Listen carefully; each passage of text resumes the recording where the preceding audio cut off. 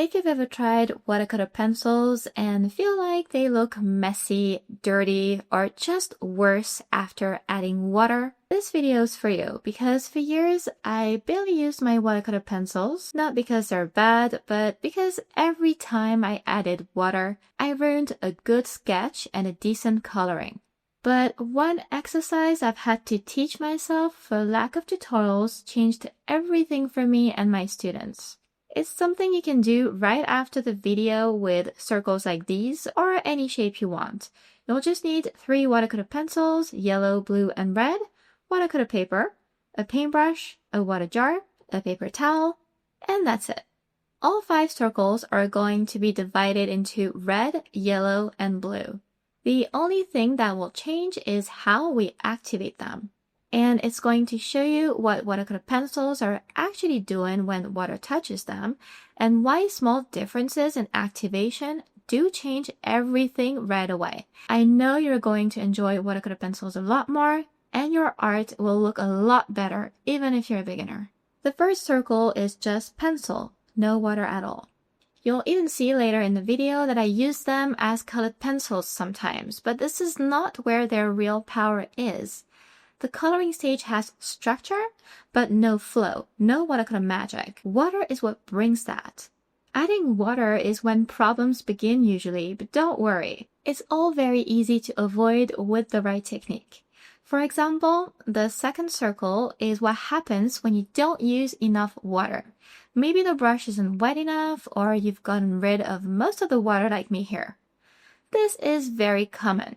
You can tell because the brush doesn't glide on paper, the pencil doesn't really melt, and activation feels hard. You get patchy color, uneven areas, and it feels like you have to scrub to make anything happen. You're technically using water, but not enough for the pigment to shine. And if you're afraid of water, you'll always miss what makes these pencils special. But now that third circle is what happens when you swing too far the other way. For those of you already into watercolor especially, you know they're watercolor pencils, so you might feel more confident and use a lot of water right away. The problem is that now you lose control. Colors start moving everywhere, boundaries disappear, edges soften too much, and once this dries, you'll see how messy it looks. It's annoying because that's when we realize we've messed up a pretty cool coloring. This is also where people think watercolor pencils are impossible to control. But the issue here isn't the pencils, it's the technique, and again, very easy to fix as you're about to see. The fourth circle is another common one, overworking. It was my absolute pet peeve when I started, and it caused me to lock my pencils away for years. Overworking happens when you activate without a plan, and you've started to lose control over the colors. So you go back and forth, you touch specific areas again and again to fix something, or maybe you just activate colors randomly and you end up dragging pigment from one place into another. What you end up with is mud, brownish colors, dull areas, and shapes that lose definition. Everything starts blending into everything else, and the painting looks like it can't take anything more before it's even finished. For me, that's when it was enough, and I taught myself a better way I've been sharing on my channel for the past 3 years now. And you can see it here with the fifth circle, and this is where watercolor pencils become very fun. It's when your brush is not soaking wet, but it's not dry either.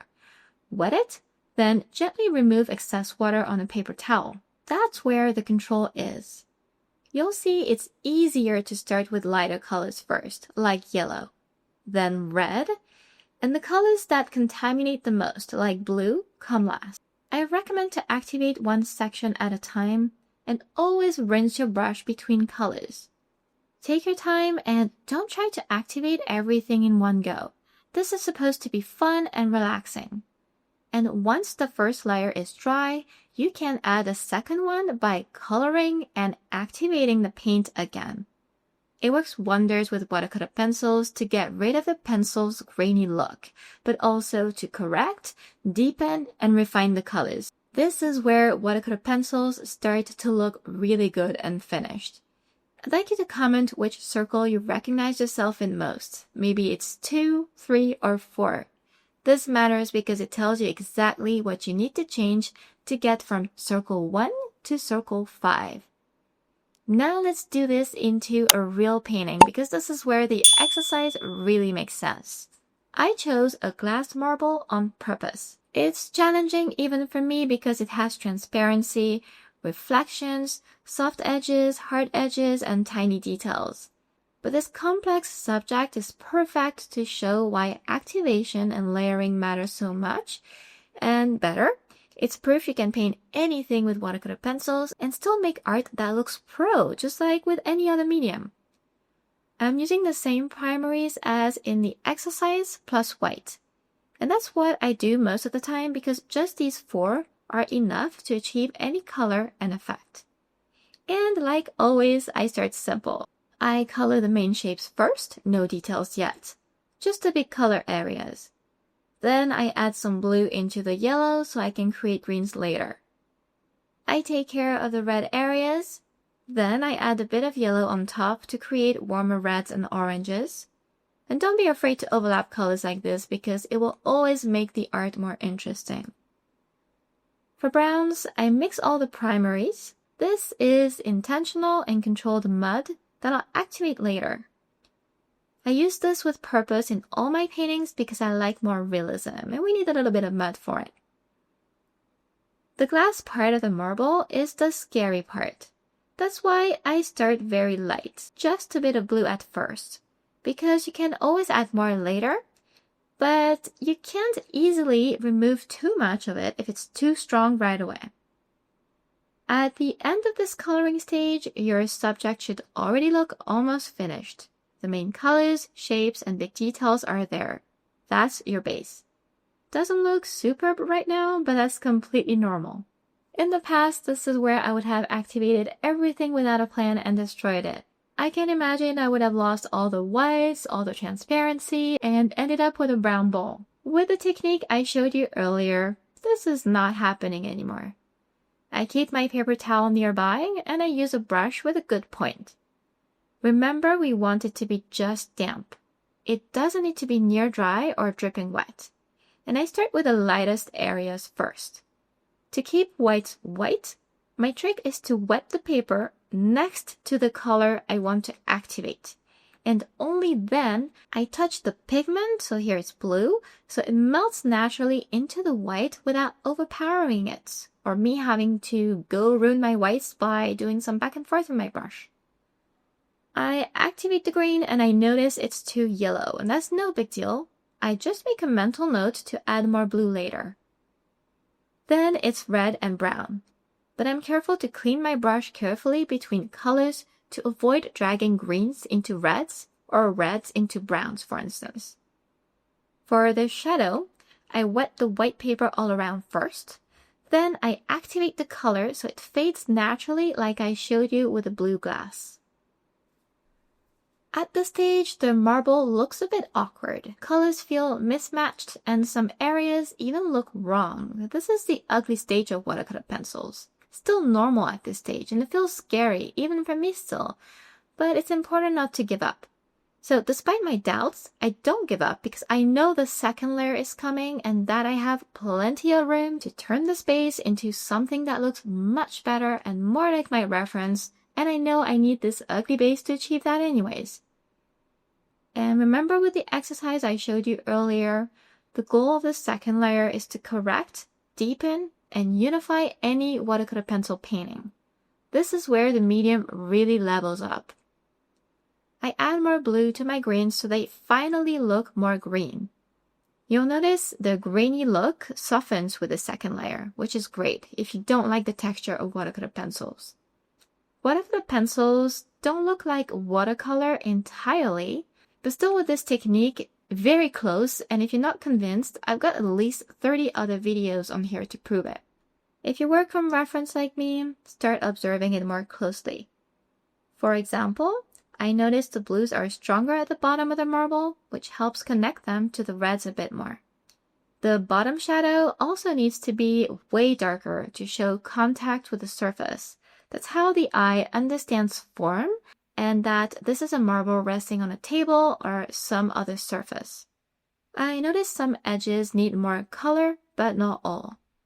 Variety in edges is important with the subjects because it's what creates realism and transparency, and we get to define the shape a bit better too. I activate in sections again, starting from the bottom to connect everything better this time. If I need just a bit of color somewhere, I don't always recolor because for something like transparent glass and anything light or white, almost white, color shows too much most times. So instead, I just drag pigment from another area since it's already on my brush, melted and ready for painting. This gives subtle transitions without overdoing anything. I activate again and I lift paint where it's too strong. And now the marble looks vibrant and defined, but it's still missing that realism with the glass effect. Again, it's normal at this stage because that's where the highlights come in. They're key in any painting, not just a marble, but I think in this one here, they're even more important.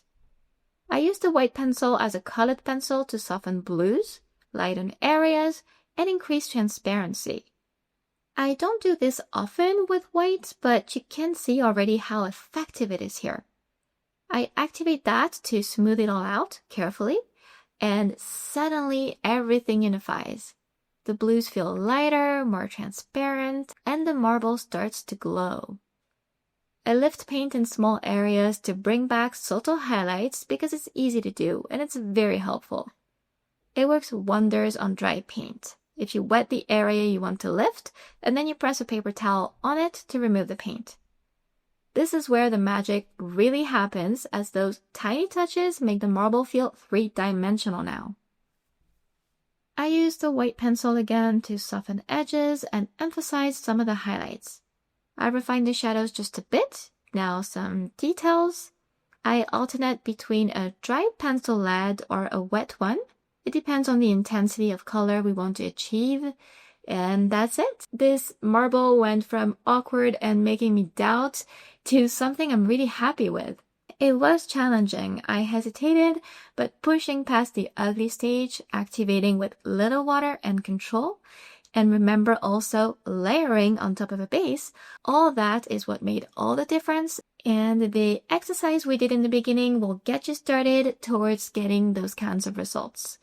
But if you want to take it further to fully explore and master watercolor pencils with a variety of beginner and intermediate paintings, I teach all of this and much more in depth in my watercolor pencil mastery course that you can join and complete at your own pace. You'll find a link to it in the description below. I hope you've enjoyed this video. Let me know. Thank you so much for watching, and I'll see you next time.